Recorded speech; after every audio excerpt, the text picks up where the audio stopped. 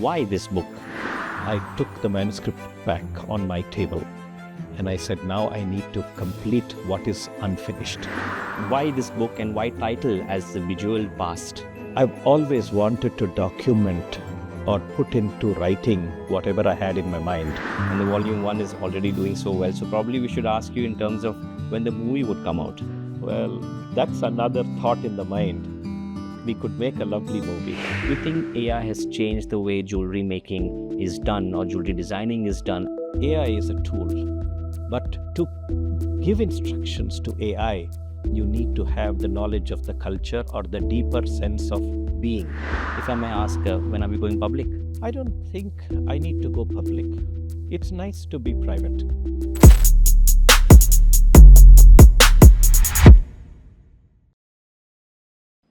Welcome to SapnaRise, a platform where we bring you closer to the stories, insights, and wisdom of some of the most distinguished authors and thought leaders. At SapnaRise, our mission is simple yet profound: to inspire a nation through the power of storytelling and the written word. We believe that every story has the potential to ignite change, spark innovation, and build a better future.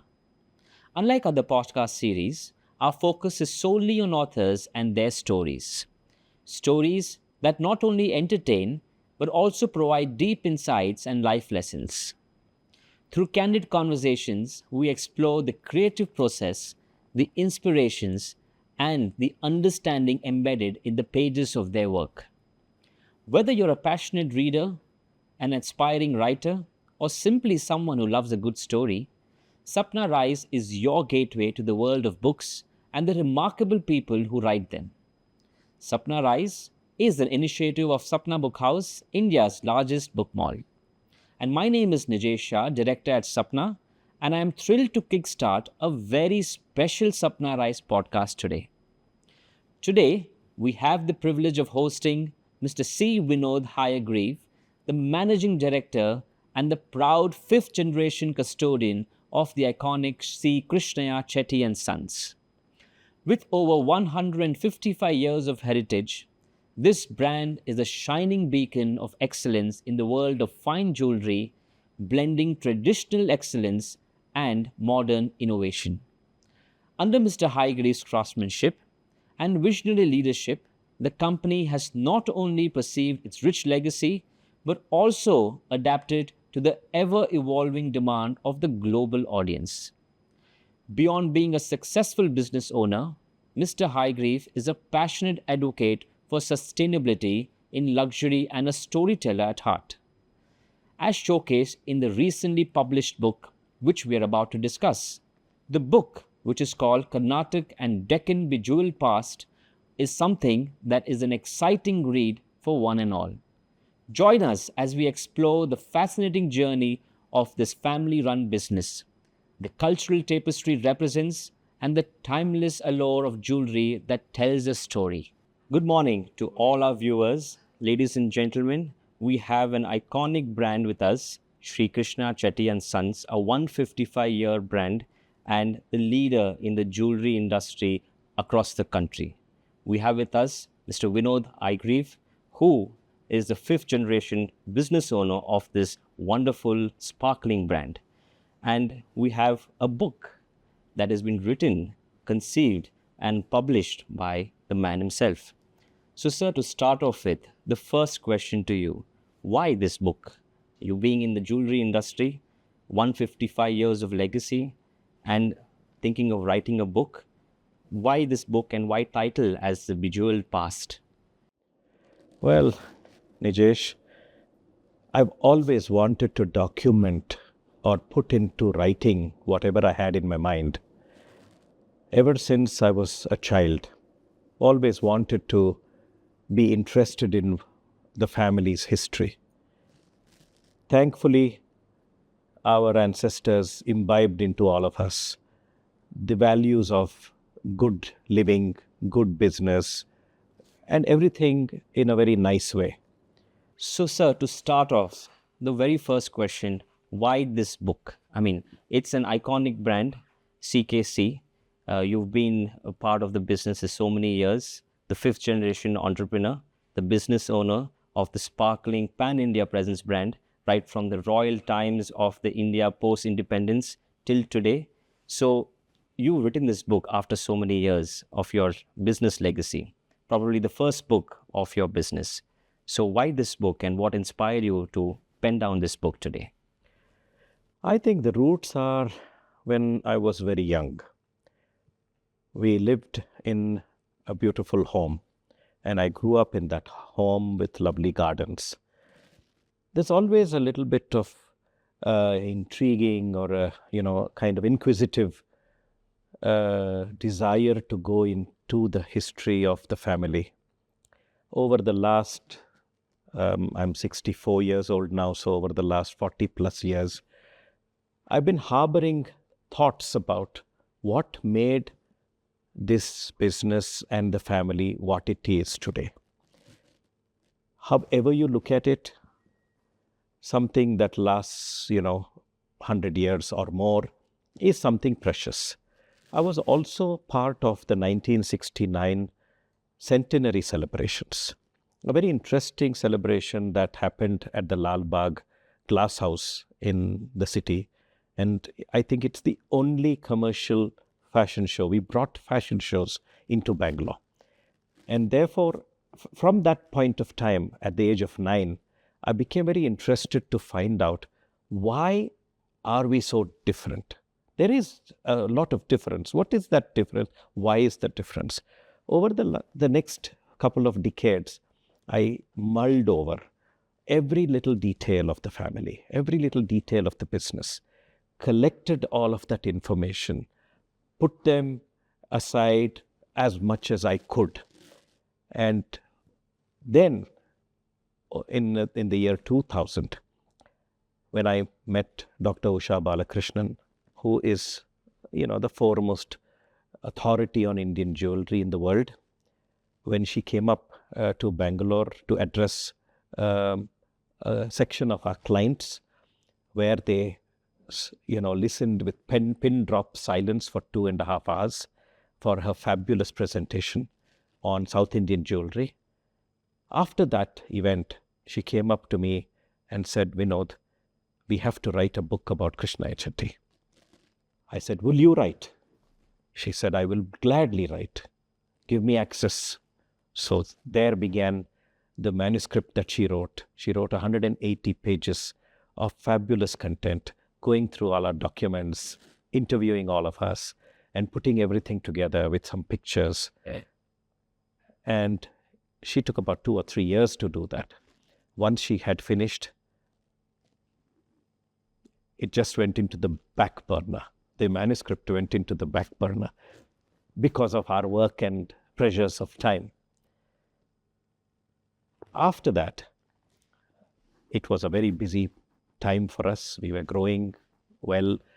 Fortunately, we had a wonderful time of growth in the business.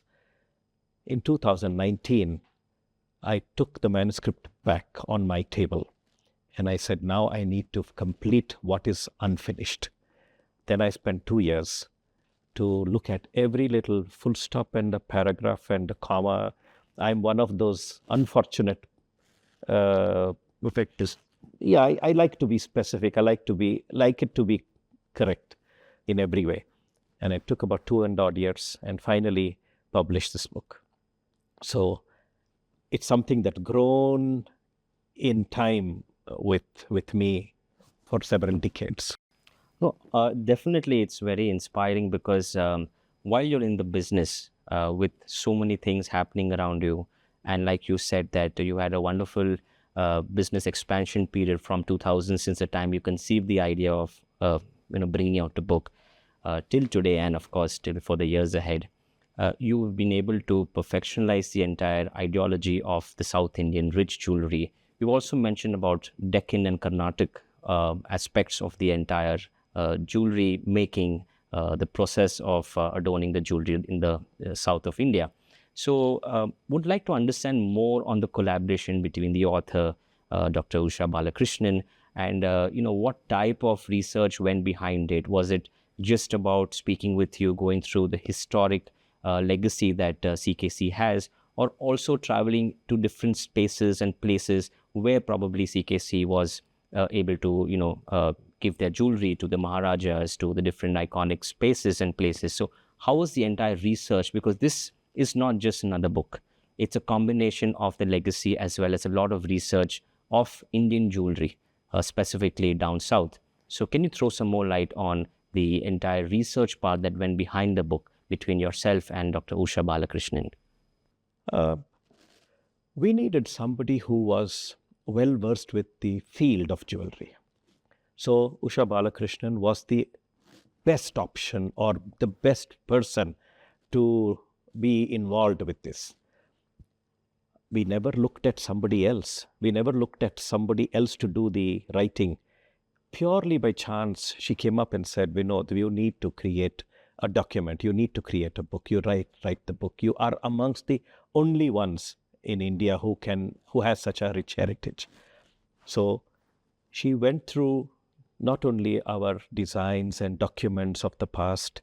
She, of course, interviewed my father, Mr. Hayagriv, who has a vivid memory of his 60 years, now 60 years, because he's now 88.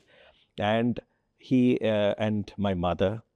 And we have relatives in the family who had some information, like my aunts and uncles who were still alive at that point of time.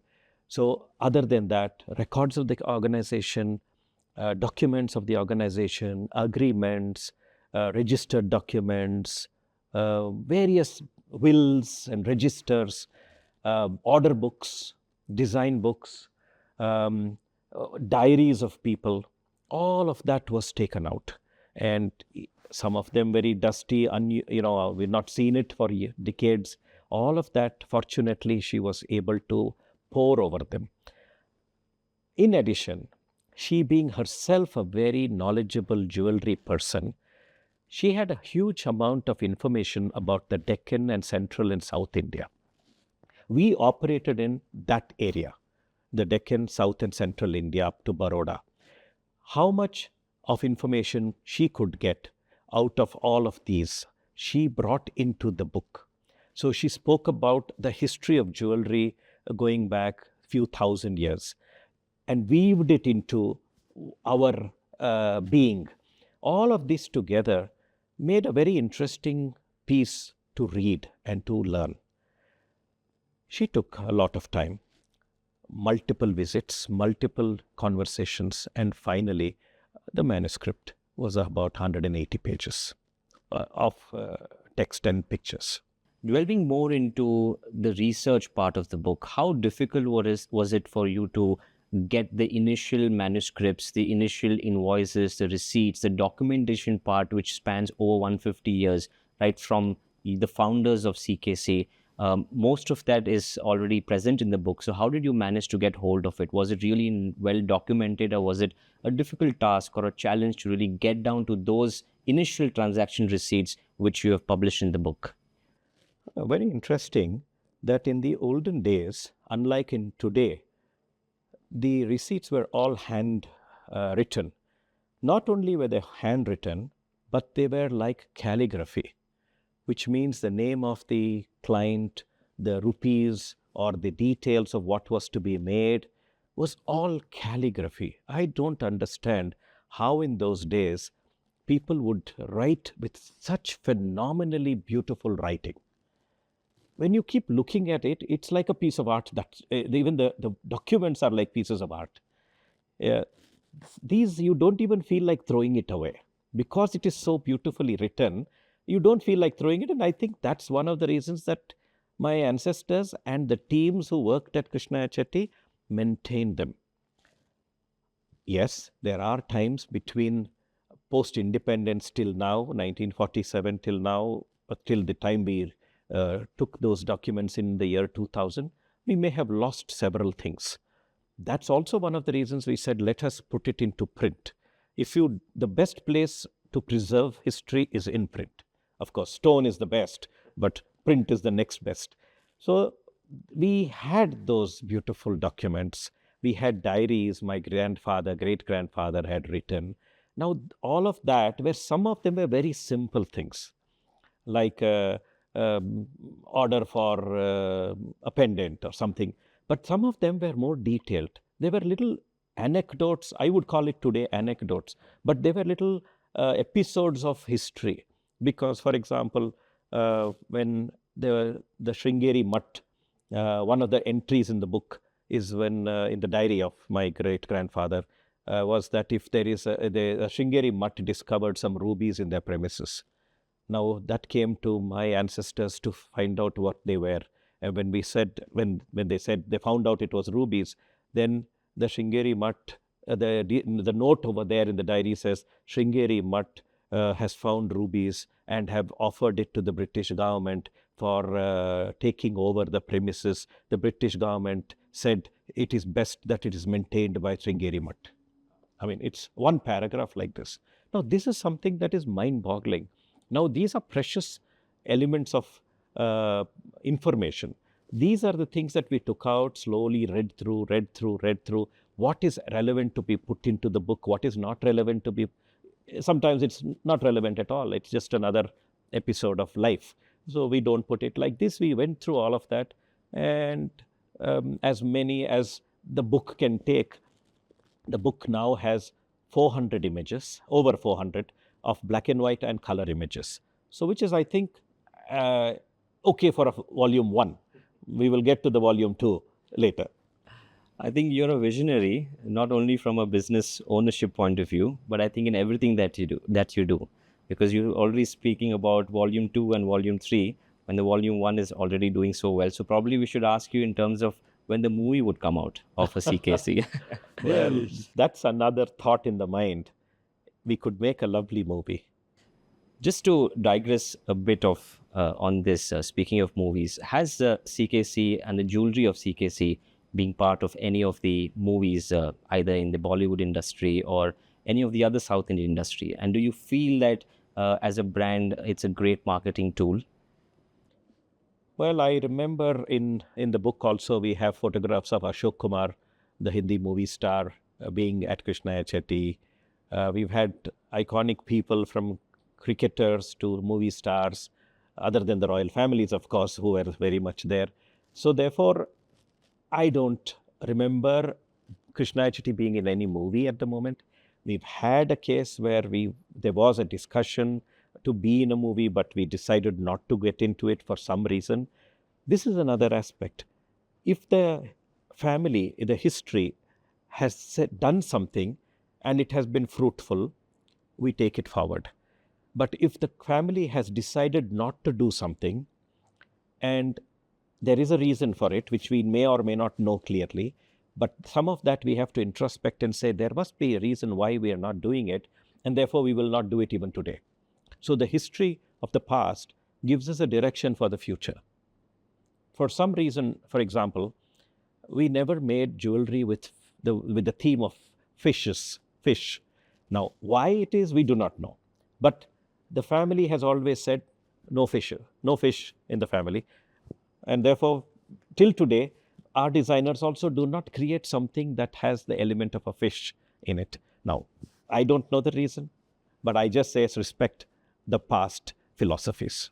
I think lots to learn from what you just said, specifically for the new age business owners, entrepreneurs, where tradition has to be balanced well with the futuristic vision. And you've mentioned that as a traditional family-run business, there are certain decisions that you've been able to take back then, which has been followed even today. So I think it's a great take for those who really want the longevity in business, where you have to fall back on certain experiences that comes from tradition, and then you have to mix it with the innovation rightly that CKC has been able to do. So a bit on that, in the book, I would like to understand more on how the entire Deccan as well as the Carnatic jewelry has inspired CKC, and why specifically the South Indian style of jewelry, and have you been able to really explore the other segments, pan-India, maybe the northern side of jewelry, Rajasthan, Gujarat, the more contemporary jewelry in Bombay, and the more again traditional part in the Calcutta, because jewelry as an industry spans in different aspects of wear, be it at weddings, be it at the homely affairs, or just at occasions. So why specific choose South India? Why the Carnatic and the Deccan? And have you tried to explore different forms of jewelry across the country? I think the people we deal with dictate what we should do. So our clients have been predominantly from Kanyakumari till the central India around the Vindhyas. For some reason, our clients are here. The family of the Mysore, the Right. royal family, Which where is mentioned very well in the book. yes, we were appointed official jewelers to the royal Right. family of Mysore. Thanks to them, we've got a lot of referral clients from the Travancore family, the Sandur family, the Sabanur family, the Baroda family, the Ramnath, the royal family, and all of them, the Nizam of Hyderabad, all of them have come to us for small or big things. Over a period of time, that dictated what we produce. So we didn't have somebody from Rajasthan to come to us, other than the fact that some of the princesses got married to the Central and South Indian royal families. So by virtue of that, we made what we made for them. So to a large extent, the consumer tells us, and we didn't have too many clients. As I understand from my ancestors and the records, we had a limited number of clients, only by and large the royal families. And they would tell us what to make, and we made it for them. We had 70 craftsmen who were working. And these 70 craftsmen were carpenters, goldsmiths, silversmiths, diamond setters, gemstone setters, cutters, carvers, die makers. These are the kinds of people who worked with us, the 70 craftsmen in a factory, which I call it now a factory, but in those days it was a workshop. When you walk into the workshop, it was like a fire inside all the time. It was warm. The temperature, there was no air conditioning. Parts of it was open to the sky, and natural air would come through. And there was energy of the 70 people working. Imagine you go into something like a foundry, and you have hammering going on, drilling going on, filing going on, die stamping going on. The hush and mush of people speaking and walking around and taking things in a tray. I mean, the atmosphere was electrifying, which I have seen until that was remodeled in 1986. Between 1969 and 86, I've seen some fabulous experiences that I've never seen before. These are the kinds of people, and the craftsmen were from here. So they would be expert at making jewelry that is of this nature. They were by and large Tamilian craftsmen, Telugu craftsmen, Kannadiga craftsmen, the Mysore family's craftsmen, and very few from rest of the country. Most of them were South Indian. So their skill sets was making the jewelry that they are best at. And our clients post some time, post the 1920s and 30s, were also British residents. So the British residents also demanded things which they wanted or they would buy in the UK, so in England. So when they came in, we had to make them jewelry or silverware or various kinds of artifacts which were different from the traditional jewelry that we made. So we made them, for example, in 1921, when the Egyptian King Tutankhamun's tomb was discovered by Howard Carter. It was a world rage because the fashion of jewelry just changed because of that lovely artifacts that Howard Carter took out from the pyramid. And that became one of our collections in 1922. And now that is something that I thought was absolutely, world class, where we had to make jewelry with obelisks of the Egyptian obelisks, with the hieroglyphics on them, which we still have in our museum even today. We have unsold pieces which we have them as exhibits. So these are the things, that is why we became specialists in the jewelry of the Carnatic, of the Deccan, as the South India. Yeah. But just to understand, sir, very well put up in terms of the evolution of the brand. You mentioned about the Egyptian jewelry that inspired certain designs that you were able to bring right in the 1920s and so on. But if I look at 155 years, what do you think would be the change when you started as a group, as a company, from the 1800s to the 1900s to the 2000, now we're at the Gen Z era. How are you able to address a different set of customers with your different set of jewelry? So that's an evolution which I'm sure a lot of readers, a lot of people who love you, who love the brand, would like to know. Uh, until about 1980, the the focus was by and large what we were specialists at. We would never look outside. So whatever we did it better. Post the 80s, when the population and the styles changed, a lot of migration started into the city of Bangalore. Then, of course, the world became a stage. Then we would take inspiration from everything and anything in the world. So much so that now, with about 20 of our award-winning designers, they create variety of styles that just does not have a South Indian accent or a Central Indian accent.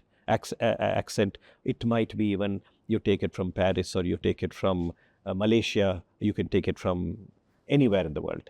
To that extent, yes, it's changed, but that also is from the clients who shop with us. Whatever the clients we have, it's their taste.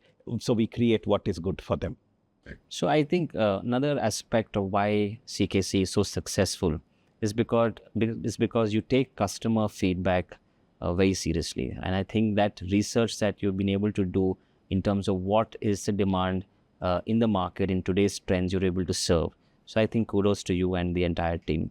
Also in the book, you've mentioned a lot about the temple art and the inspiration that the temple art has been in creation of some of your marquee jewelries. So could you throw some light on that in terms of why and how, and specifically any temple art that has been very inspiring or very iconic for CKC?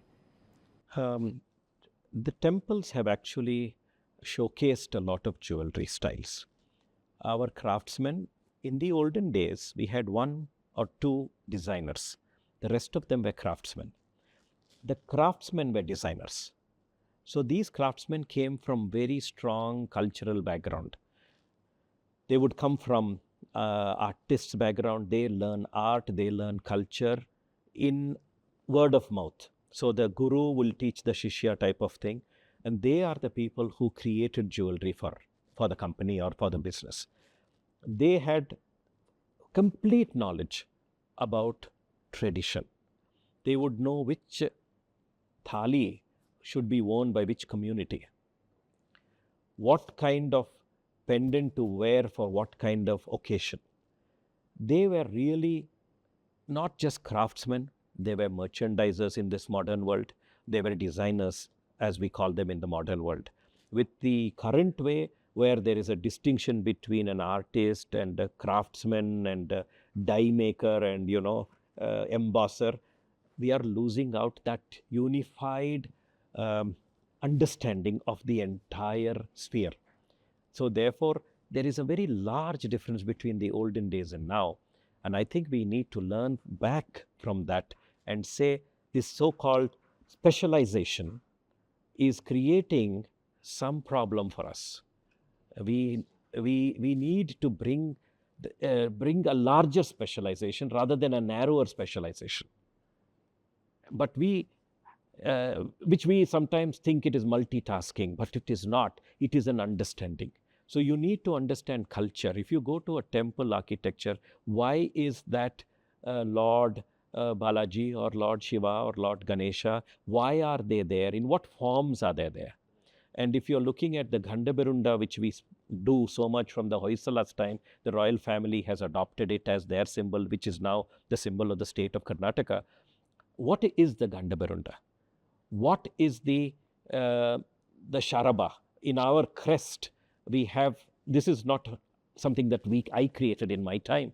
It is on the building, which is 160 years old, the oldest building in the family. Right on top is this insignia of the royal family of Mysore, which has the Sharabas and the Ghandaberunda. Now, why is it there? What's the background of the Sharaba? It's one of the most powerful deities in the Indian mythology. The Gandhabarunda is one that defeated the Sharaba, which is the mightiest of the mightiest. And this is all part of the Indian epics. Now, to make jewelry, one needs to also understand that. Then you bring in the right motifs. Then you bring in the right embossing, the right dyes, the right story. Not everybody will understand it, but those who understand it will appreciate it. So that's the entire, the philosophy of design and making has come to largely, or a large extent, from the temples. I think that is just so fantastic to know that there's so much that goes behind making the jewelry. As a consumer or as a customer, what we see in the front, but the ideology behind the jewelry, the vision behind each set of jewelry that CKC is able to bring out has a history, has a story by itself, like you rightly said. And it's simply wow. I mean, I'm sure it's going to be an eye-opener for a lot of people, and a lot of them would, after reading the book, would know the kind of effort that an iconic brand like CKC has put in to bring out some of the best jewelry in the market. I might add there, being a young designer today is fabulous because they've got trained. Also, the technology they've got the best training at a young age. Right. But they need now to develop, and we focus on that, and we inform all our designers, even somebody who's 25 years old. Your job is just beginning. Your life is beginning. All your learning, put it into practice. But take the time to go back into Indian culture. You will then realize the world is, it's like you go to a restaurant and have a menu, and you have only the Mughlai, or only the Chinese, or only the Malaysian, and then you have only the vegetarian, and then you have a non-vegetarian, and then the whole world of fusion food. It's so vast. It's the same thing that jewelry has, but much deeper. That's a great way to put it across. And I'm sure that the younger designers who are seeing this, and probably once they read the book, would really understand why it is important to go back to the traditional experienced craftsmen or the designers to understand what it is to bring out those kind of jewelry. Just to digress a little bit, since we're talking about young designers, and I'm sure you might be having a lot of them in your team. You think that the AI, a lot of them are speaking, a lot of industries are speaking about it. You think AI has changed the way jewelry making is done or jewelry designing is done as of today, or you still believe that going back to the roots, understanding the culture of how that this jewelry has to be made from that particular region still plays an important role? I think that's a fabulously deep question you asked. AI is a tool, no different from the file and the die or the saw that we use. It's no different. AI is a tool, but to give instructions to AI, you need to have the knowledge of the culture or the deeper sense of being. So if you're going to tell AI that I need to create a series of jewelry with the Sharaba in it, with the link to the Gandhabaranda, and with the lions. So you need that knowledge, like you said. You need to be able to direct AI. AI will give you a finer output. So that's certainly a tool. But how we use it is with our knowledge. Therefore, our knowledge cannot be second. It has to be invested into, learnt, in order to get more out of the AI. I think fantastically answered, and must say that this gives a direction to the new age designers, because somewhere I had also read that AI will not replace humans, but they will replace people who do not know how to use AI. So I think that answer that you gave was fantastic. Coming back to the book, in the book you've mentioned about the royal families. CKC has been a pioneer in addressing jewelry to the Maharajas of Mysore and a lot of other royal families.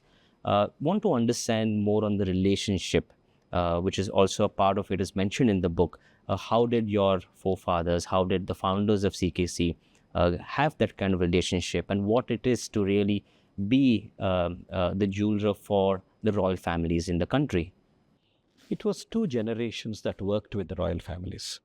the second generation of Krishniah Chetty and the third generation of Krishniah Chetty. Both of them expired in the year 1955-56. These are the two members who worked very closely with all of these royal families. They would go to their palaces, they would have interaction, they would make what they want. It was a very personal relationship.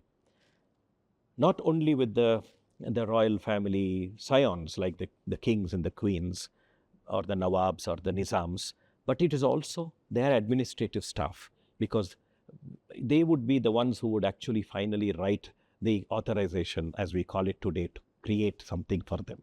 So their products and their receipts and their instructions, again calligraphically written, even on a simple sketch, was something fabulous. And they would have the detail of the eye for detail, so much so they would say, look, this needs to be changed on the top, this needs to be changed on the bottom.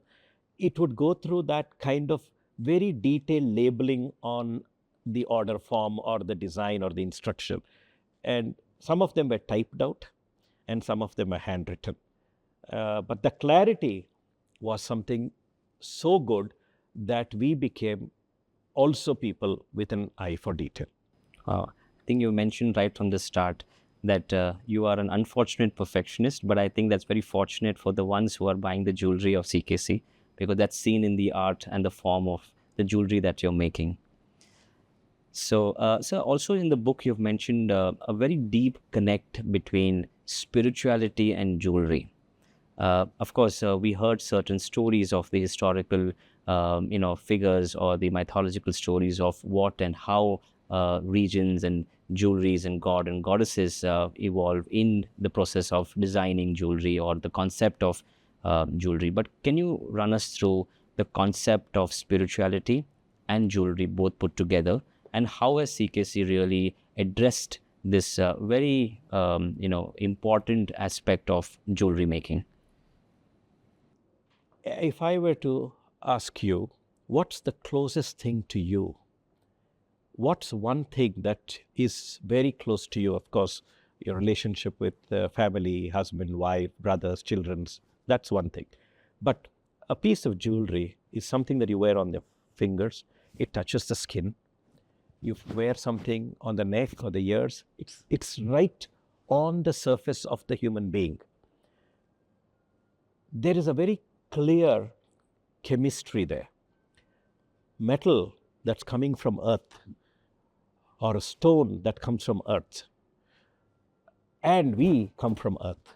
So everything together has a very strong power when they combine themselves. That is why several of my craftsmen today, when we give them work to do, let's say a pair of earrings, they would make it, finish it.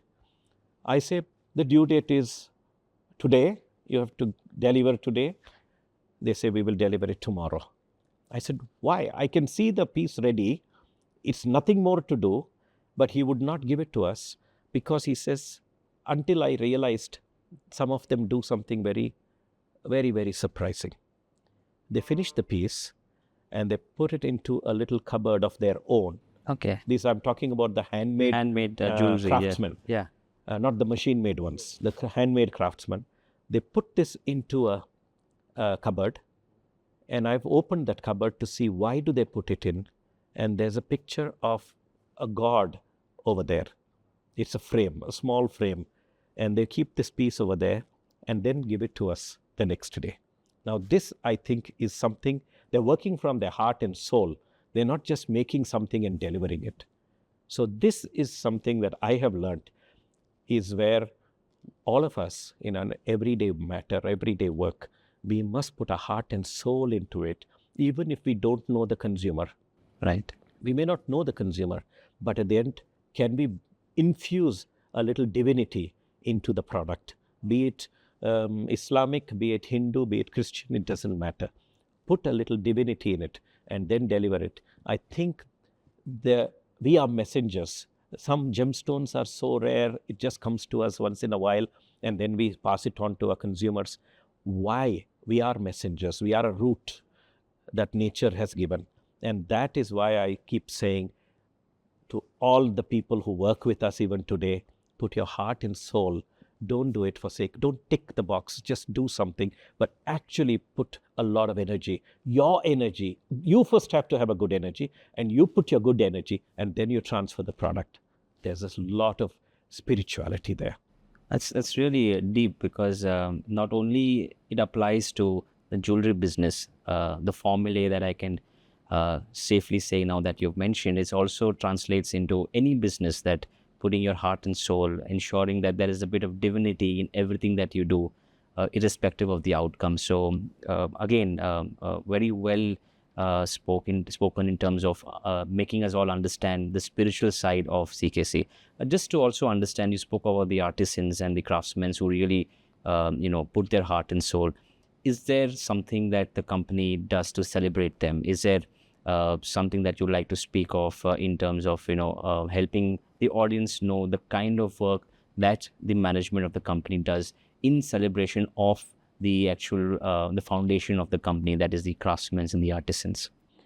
We do several things other than the fact that we choose who work with us. Right. Very important. They themselves have to be pure. Right. Yeah. In addition to that, every year there is one day which is the Vishwakarma Day. Okay. The Vishwakarmas are the people who actually create. Vishwakarma in Indian mythology is those who create. It could be anything. It could be creating life. But they are the people who create jewelry. And they come from that community. And they are, believe it or not, they're so pure and complete in their hearts that they are far more precious than just the jewelry, because they make millions of pieces of jewelry. When I say millions, figuratively, but they make a lot of jewelry. So therefore, be it a silver or gold or diamond or whatever, it is these people who are the soul of this organization. Without them, we cannot run one day's business. So you call them the Vishwakarmas. They come from a sect of people called Vishwakarmas. They are passed on the skills from Generations. gurus Okay. to the shishyas, and they are very good. Even in a mechanized factory, or we have training institutes that train people, they are the people who train, because they know it better than anybody else. Interesting.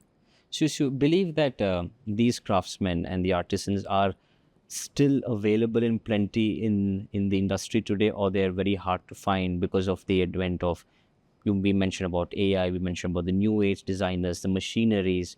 You think that the tradition will be kept intact, because that's where the artisans and the craftsmen from generations, they bring in the picture. So what is your feel or take on the entire industry in terms of craftsmen and artisans versus the new age designers and machineries? Let's rewind back.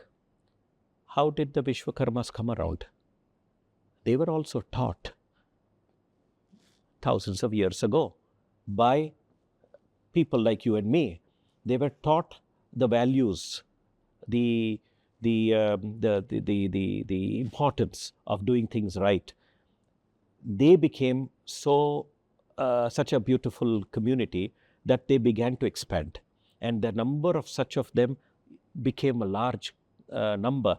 That's how, if you go to the temples of Hampi in the Vijayanagar Empire, you would see even today the road that leads to the temple has shops on either side, which are ruins today, but they were at one time selling rubies and diamonds and emeralds on the street. Now that was the richness of the Hampi history.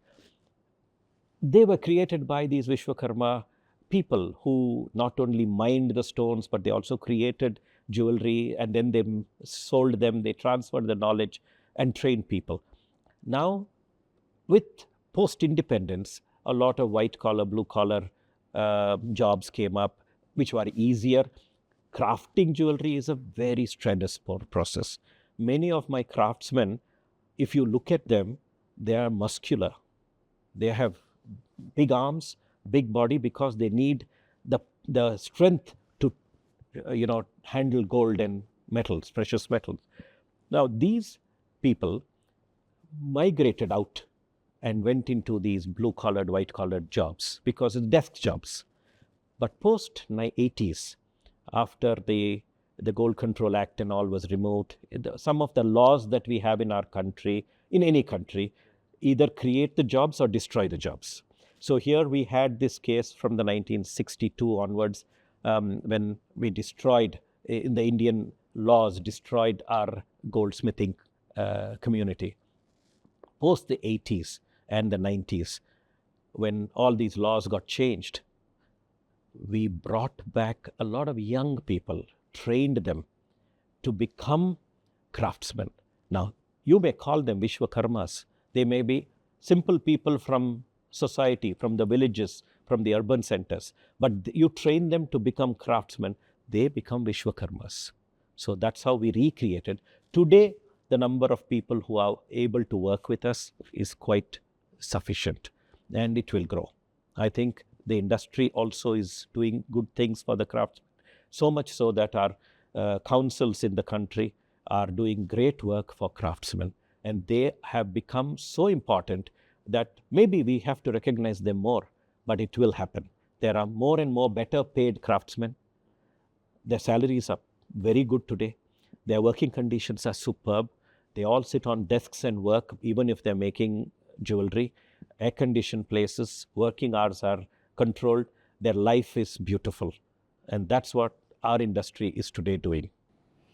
Very, very nice to know that there's significant effort not only from the industry and the people behind business owners for the craftsmen and artisans, but also the government and the council that you mentioned, substantially doing some good work for them and preserving the art and the creativity that they have. I'd like to rack your brains a little bit more on the business side of things. Now, we spoke about the temple architecture, we spoke about a little bit about the Carnatic and the Deccan inspiration jewelry. We spoke a little bit about the Egyptian part of things. We spoke about the formation of jewelry and the spirituality part and the divinity part, but a little bit on the business side too, for us to understand more is from 1869 till 2024. Of course, that's an evolution, 155 years. There are many economic slowdowns in this entire 155 years of era. Anything specific that CKC has gone through, and how as a business unit you've been able to overcome it? Because like in any industry, in any business, there are challenges, and there would have been some setbacks, which as a business house today you've been able to overcome and move ahead. So a little bit more for things you've mentioned in the book, things that have not mentioned in the book, but for people who really would like to understand the industry and a business mindset. 155 years, certain challenges, if you'd like to explore more and talk about how you're able to overcome them. It's not been a bed of roses. 155 years has not been smooth sailing.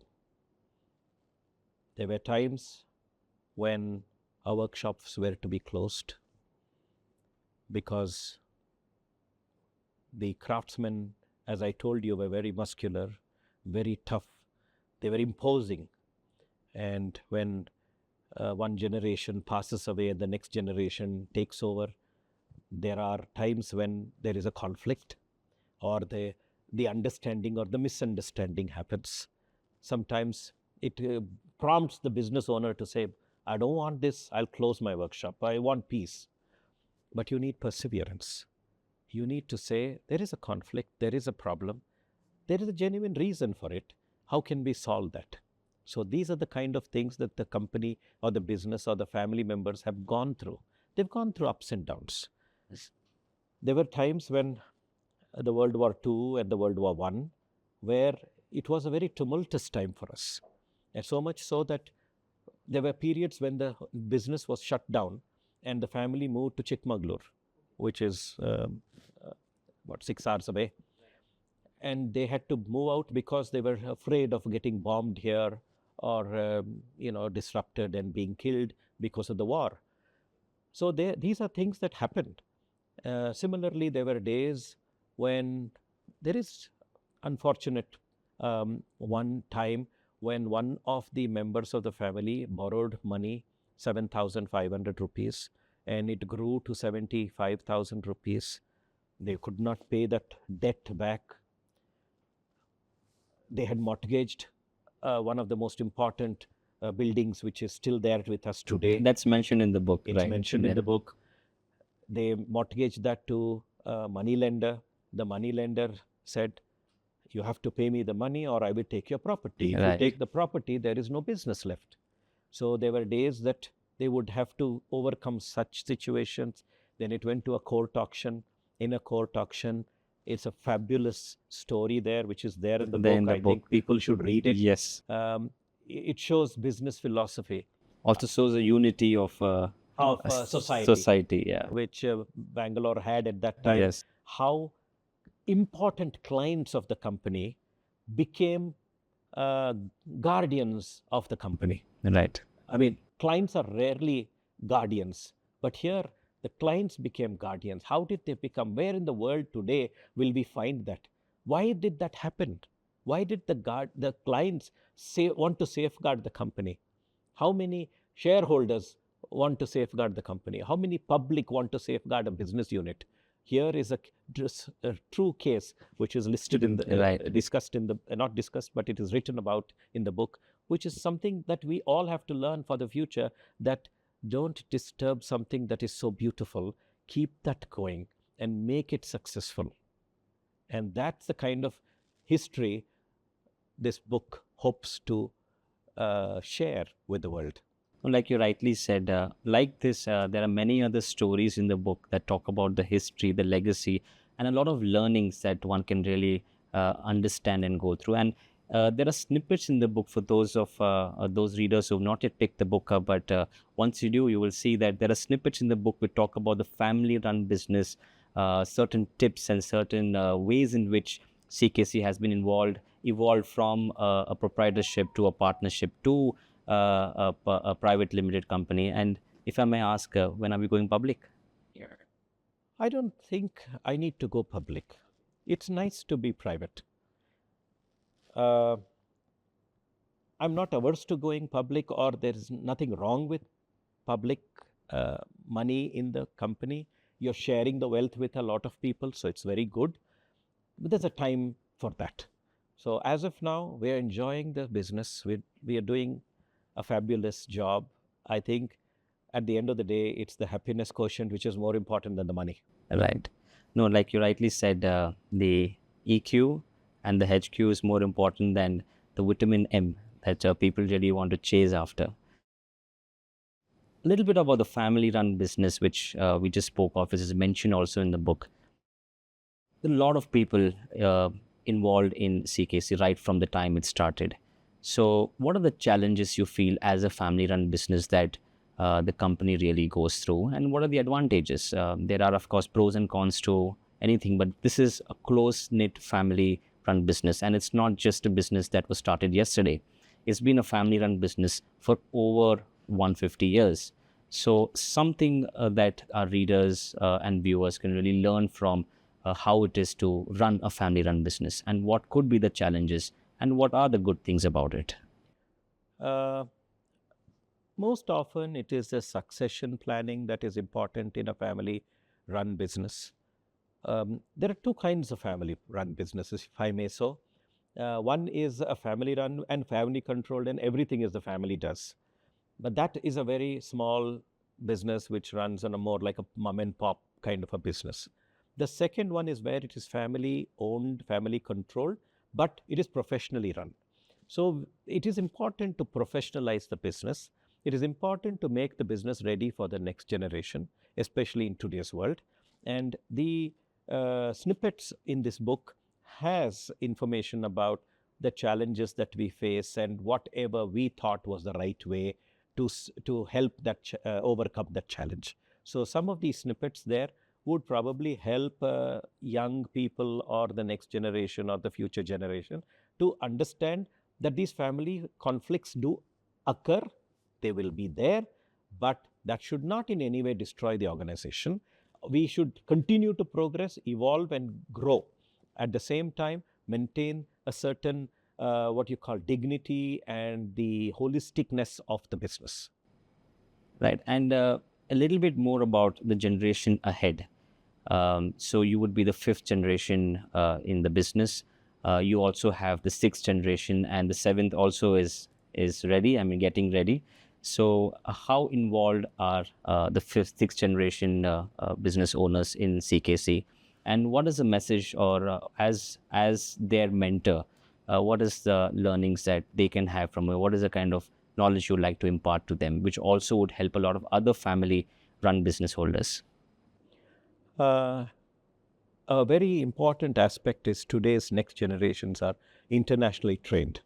They are educated abroad, so they are exposed to the world outside. They see things in a different way. So, in a manner of speaking, there's a lot of discussion that happens between these people, different generations. As of now, we have three generations working in the organization. The fourth generation, the fifth generation, and the sixth generation are concurrently working. So, obviously, there is different opinions and mindsets. Right. But to a large extent, they converge on the philosophy of business. The vision of the business. The vision of the business. Right. So therefore, to that extent, it's a very good amalgam today. And we hope that will continue as the time goes by. The challenges are not very many, except the welcoming of new ideas and executing new ideas and evolving with times. And you believe that CKC, and it's been 155 years, the roadmap of CKC with the generation in front of you, you believe that the roadmap that has been lined down by the generation ahead of you and your generation and the generation next has the right mix of tradition, innovation, and contemporary thinking? I think so. There is always a desire. There is no satiation by anybody here. All of them are wanting a very progressive mindset.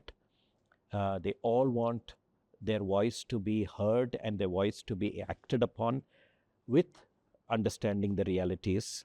So I think there is a very clear understanding of the philosophy, but also of the future.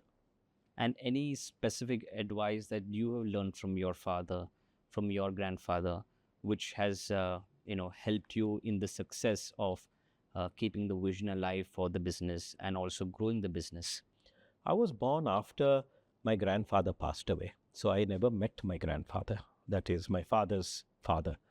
However, my father has passed on to me a great deal of knowledge of what his father told him or his grandfather told him. I had also my father's younger brother, an uncle of mine, also who would share with me a lot of information. So therefore, there is a lot of knowledge passed on to me, which I again pass on to the next generation.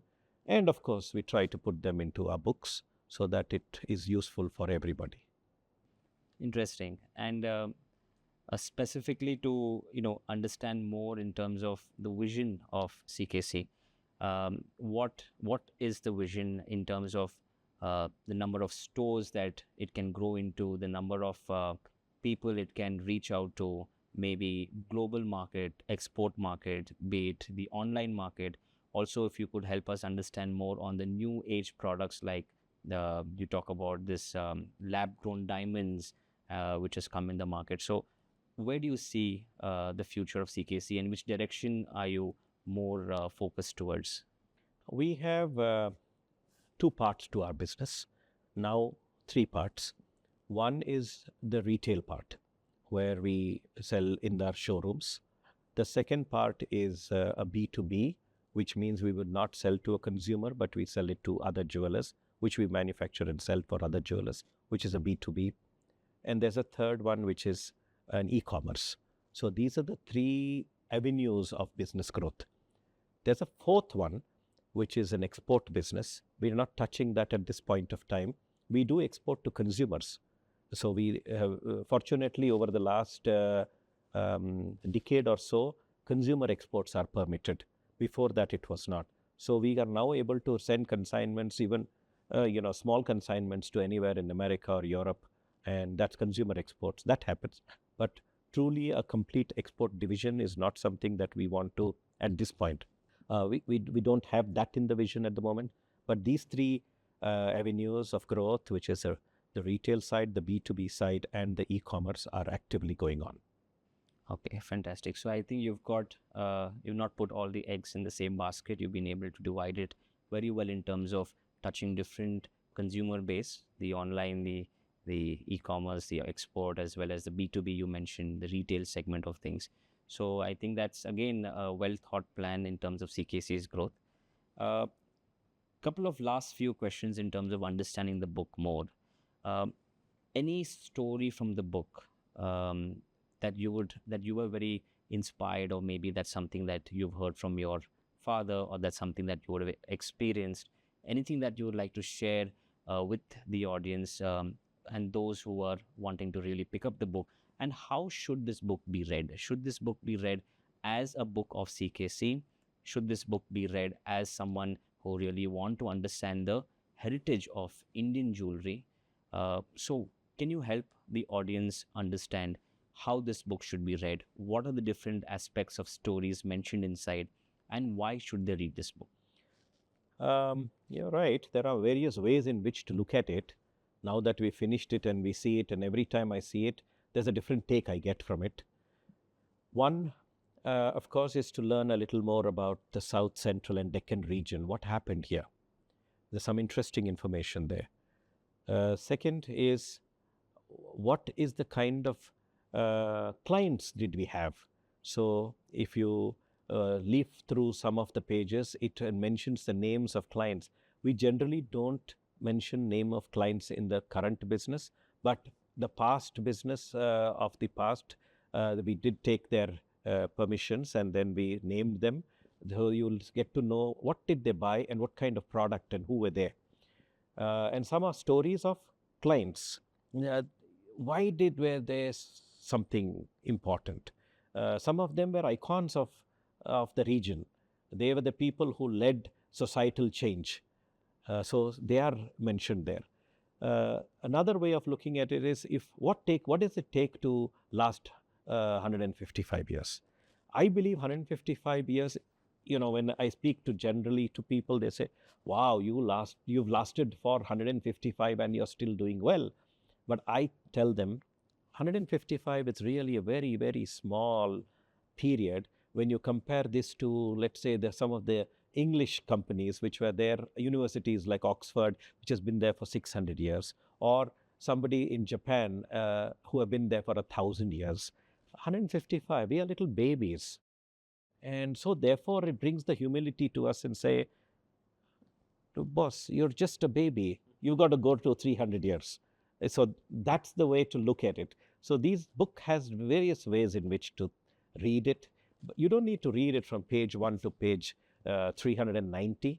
You can leave any page at any point and there's something of interest to either appreciate in terms of pictures, or to read the captions under the pictures, or read little paragraphs. And there's a lot, and it will take some time before you can finish it all. And it took you close to 2 years to really bring the entire essence of the writership of Ms. Usha Balakrishnan into this book. So, yeah, you were saying something. She started off with 190 pages. She finished it at 180 pages. Post that, I looked at it and said, there's so much more that we need. And I added 120 pages and added another maybe 200 photographs. Altogether 390 pages with over 400 pictures. It's been a journey to write this book. It's been a journey to finish it. It's been a journey to share. It's been a journey of research.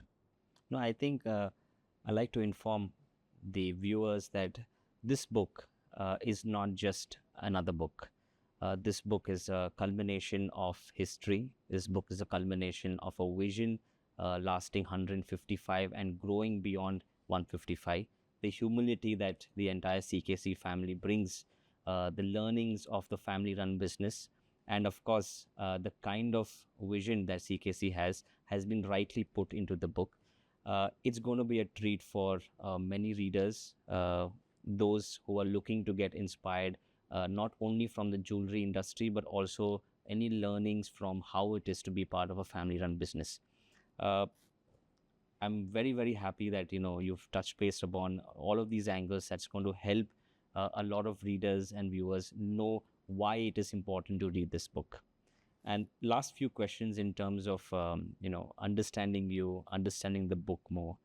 Uh, do you have any favorite chapter of this book, or do you have any favorite segment that you've really enjoyed, either writing it or either reviewing it? Because of course, you would really enjoy from page 1 to the page 390. But anything really specific that has been really close to your heart, which has been part of the book? There are many, but I'd like to recount one. We made a lot of jewelry for the royal families, including, let's say, a Golconda champagne-colored diamond ring for the royal family of Mysore. It was a gift. We made it. We didn't know what he was going to do with it. It's a 2.5-carat diamond in the 1940s. He purchased it. We don't know what happened, but we learn later that he had gifted it to somebody else as part of a big bouquet of gifts, which included a ring, a pistol, 10 kilos of silver, and cash worth some 400 bighas of land. Wow. Okay, all for the sake to reward or to say thank you to somebody who took good care of him when he went for a Badrinath Yatra. Wow. Now, gift giving is one of the things that we have made jewelry for the royal families. So on page 265 of this book is a very interesting story of another gift by another royal family, but before Krishniah Chetty's time. But it is a very interesting page. It's just one page, a beautiful story of the Nizam of Hyderabad and the British. Okay. I think people who buy this book would read it rather than me telling what it was. But it is an absolutely phenomenal story of how the Nizam of Hyderabad and the British treated each other. So this book is what you call a revelation of how royal families governed themselves, how the British treated the royal families of India, and how that very delicate relationship between them wove the history of India into what it is today. So it's a very, very unusual story. And I believe it's an insight into human behavior. And that's valid today. I'm sure. I think you've not let out the entire story, but given the snippet or the background of what the story would be. We're very excited to read that in the book, and I'm sure a lot of others would also be very excited to read that in the book. But the gifting concept that you just talked about, that shows that the kind of person behind you is, in terms of valuing people, valuing things, the kindness and the friendship that goes behind just purchasing the jewelry. So very well talked about in terms of this aspect, and it's great to know that this is something that has inspired you. There's another interesting, which is not there in this book, but it will come probably in the next book, the next volume.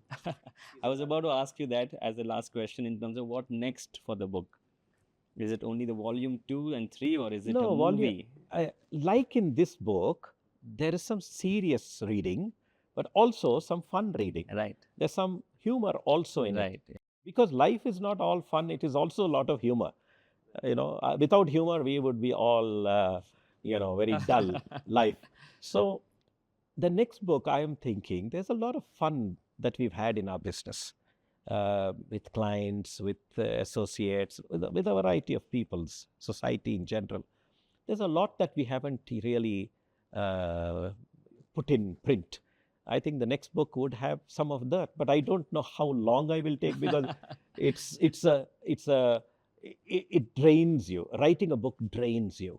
But I think now, since you've written the volume 1 and the response and the reception you've received for it, which is very positive, it's not going to take you a long time to come out with volume 2, because you've been a man who's always heard to your customers.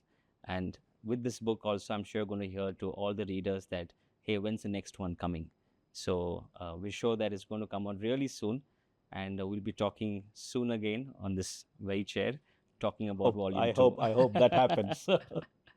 But speaking of humor, the last segment of this interview or the podcast would be is to get that humor from you. So we have a set of rapid fire questions which we're going to shoot out, and hopefully that you're going to defend them well.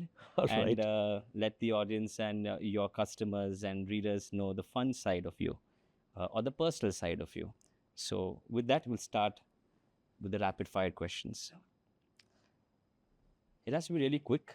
Okay, I will try. So for say Vinod Hayagriv, is it gold or diamonds you prefer? Diamonds. The most remarkable piece of jewelry you've ever designed or sold? For a very, very wonderful business magnate who now lives in London. But what I've made for him is amazing stuff. We're going to get that picture and we're going to have it shown on screen. Okay, and one word to describe, in your view, Sri Krishniah Chetty and Sons. Oh, heritage, personification of heritage Fantastic. and a valuable values and life ethics. Fantastic. Okay. A piece of jewelry you think everyone, be it a male or a female or a man or a woman, should own? It's a ring. It's a ring. Okay. For you, is it heritage or innovation? Innovation. Fantastic. Some personal preferences of yours. Your favorite gemstone? Too many. Too many. It's really difficult to put any finger on one. Or the one that you probably are wearing? No, but I think spinels of very high grade are something that's very beautiful. Right. And for those of you who don't know about another aspect of see, we know the Hayagriv is you're also an avid reader. So, which is your latest book that you have read or you're reading? As of now, I'm reading a book on rare cars and unique cars. So this is a new collection of books that's being published in the UK, and it's all the most beautiful vintage and classic cars. We've seen the vintage car outside your stores. Any that you own? All of them. Wow. Okay. The tea or coffee person? Coffee. Coffee. Okay. An early bird or a night owl? Early bird and a night out. Both. Okay. A hobby you enjoy working outside of CKC? Trying to get my handicap down on my game of golf. Okay. And anything about Sapna Book House? The most admired book house that you can spend a whole day and still not be satisfied. Wow. Okay. And your go-to section in a bookstore, probably when you're at Sapna, which section would you really go to? First, I would go to the section on humor. Humor. Okay. And then I'll try and find out if there's any books that are not in print. Oh, okay. That's very interesting. Okay. Your favorite travel destination you've been to or you would like to go to? I continue to think Africa is beautiful. Wow. Okay. The one museum or gallery everyone should visit for art and history? The Kunsthistorisches Museum in Austria. In Austria. Okay. Interesting. India or abroad, which market is more exciting for you? India. Okay. And last three questions. A movie or book that perfectly resonates the elegance of CKC? Difficult to say, but I love something like has a lot of music. Music, okay. So the kind like Grease and Saturday Night Fever. Okay. And if not in the jewelry business, which business you think you would have got into? Never thought about another business. Okay. But if I were, I would make golf clubs. Golf clubs, okay. That's nice. And last two questions, your go-to mantra for life? Deep dive into culture. Interesting. And describing yourself in 3 words. Crazy guy who will not stop at anything to the last day of my life. So I think there we have the answer to volume number 2 and 3 and 4. Possibly. Yeah, so you know that you're going to be writing, of course, growing CKC also, but writing alongside.